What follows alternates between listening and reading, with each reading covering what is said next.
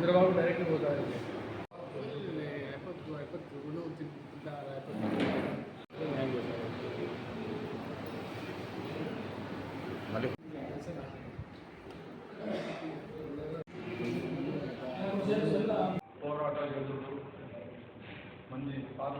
పూరి గారు చనిపోవడం ఆయనకు ఆత్మకు శాంతి కలగాలని చెప్పి 2 నిమిషాల మౌనం ప్రకటిస్తాను.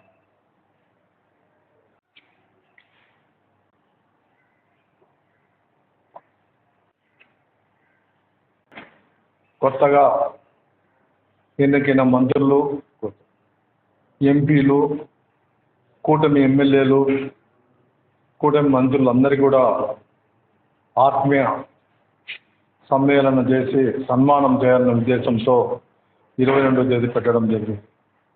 అయితే ఊహించిన విధంగా ఫ్లడ్స్ రావడంతో మంత్రులు నారాయణ గారైతేనేమి, అదేవిధంగా గౌరవనీయులు రామానాయుడు గారైతేనేమి, అదేవిధంగా శ్రీనివాస్ గారైతేనేమి, జనసేన మంత్రివర్యులు అయితేనేమి అందరూ కూడా ప్రభుత్వ యంత్రాంగంతో బిజీగా ఉండి ప్రజలను ఈ ఫ్లడ్స్ నుంచి బయటికి తేవాలనే ఒక ప్రయత్నంలో అందరూ బిజీగా ఉన్న సమయంలో, అదేవిధంగా ఒక పక్క ఈ ఫ్లడ్స్తో బాధపడుతుంటే మనము ఆ మీటింగ్ పెట్టడం మంచిది కాదనే ఉద్దేశంతో నెక్స్ట్ మంత్కి పోస్ట్పోన్ చేయడం జరిగింది. ఎప్పుడు అనేది రేపు మేము అందరితో మళ్ళీ ఒకసారి కలిసి వాళ్ళ డేట్ తీసుకొని మేము ఫిక్స్ చేస్తామని చెప్పి కూడా తెలియజేస్తున్నాం. ఎందుకంటే వాయిదా వేయడం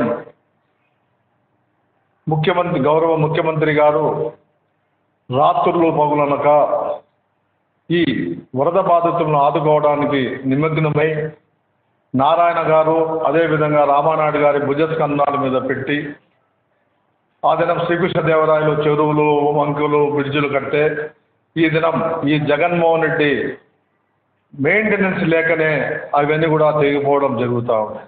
ఈయన పనిచేసిన 5 ఏళ్లలో ఒక 5 రూపాయలు కూడా ఈ వంకలకు కానీ చెరువులకు కానీ ఆయన ఎక్కడ కూడా ఫండ్స్ పెట్టలేదు.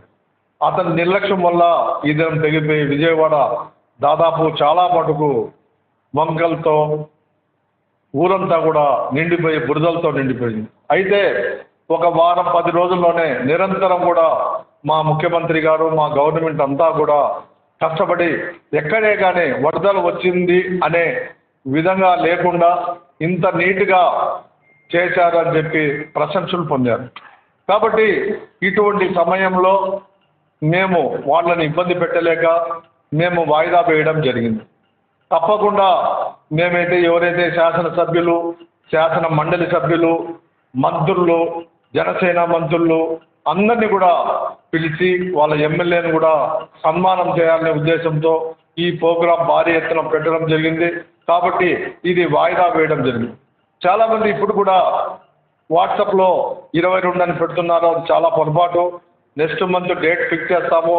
వాళ్ళతో మాట్లాడిన తర్వాత మేము ఒక తారీఖు నిర్ణయించి ప్రజలకందరికీ కూడా బలిజ సోదరులందరికీ కూడా తెలియజేస్తామని చెప్పి మొదటి కూడా జగన్ అటువంటి మెంటాలిటీనే మనకందరికీ తెలుసు.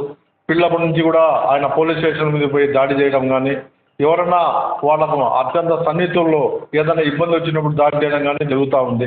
అతనికి ప్రభుత్వం అంటే కూడా నమ్మకం లేదు, ప్రజలన్నీ కూడా నమ్మకం లేదు. దాదాపు ఆ బోట్లను వదిలేసి యాక్సిడెంట్ జరగాల అనే ఉద్దేశంతో ప్రకాశం బ్యారేజ్ డ్యామేజ్ కావాలని ఆయన అనుచరులు ప్రయత్నం చేశారు.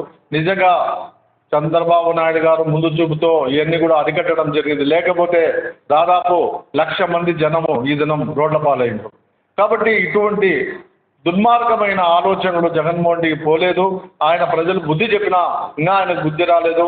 కాబట్టి జగన్మోహన్ రెడ్డి నువ్వు ప్రజలను ఇబ్బంది పెట్టాలంటే నువ్వే ఇబ్బంది పడతావు. మీ తండ్రి గారు ఆ దినం ప్రజలకు మేలు చేసినాడు, అయినా కూడా ఏ విధంగా చనిపోయాడో అందరూ తెలుసు.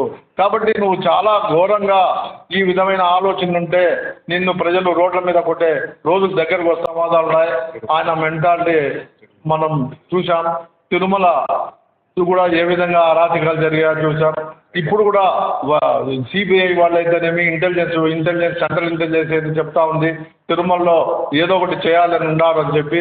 కాబట్టి తిరుమలలోనే కాదు, మన పవన్ కళ్యాణ్ మీద కూడా కాదు, మన ముఖ్యమంత్రి అందరి మీద కూడా ఆయన ఏదో ఒక విధంగా దాడి చేసి పరిపాలన హస్తగతం చేసుకోవాలనే ప్రయత్నంలో ఆయన ఈ విధమైన దుష్టమైన ఆలోచనలు వచ్చాయి. ఈ దుష్ట ఆలోచనలకు ప్రజలు బుద్ధి చెప్తారు. ఆయన కూడా లా అండ్ ఆర్డర్ అనేది ఉంది, అప్పుడు మాదిరి కాదు. లా అండ్ ఆర్డర్ తన పని తను చేసుకోబోతుంది. ఆయన జగన్మోహన్ రెడ్డి కాదు, అంతకన్నా పెద్దోళ్ళైనా తప్పు చేస్తే వెంటనే అరెస్ట్ చేయాలా, వెంటనే యాక్షన్ తీసుకోవాలని కూడా మేము కోరుతున్నాం. ఇంకా కొంతమంది అధికారులు అటువంటి వాళ్ళు ఎవరైతే జగన్మోహన్ రెడ్డికి అనుచరులుగా ఉన్నారో వాళ్ళు కూడా జాగ్రత్త వహించాలి.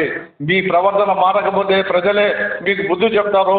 మా ప్రభుత్వంలో పవన్ కళ్యాణ్ గారైతేనేమి, చంద్రబాబు నాయుడు గారైతేనేమి, నారా లోకేష్ గారైతేనేమి ఇటువంటి దుష్ట పరిపాలన, దుష్ట శక్తులను అరికట్టారనే నమ్మకం ప్రజల్లో ఉందని చెప్పి తెలియజేస్తారు.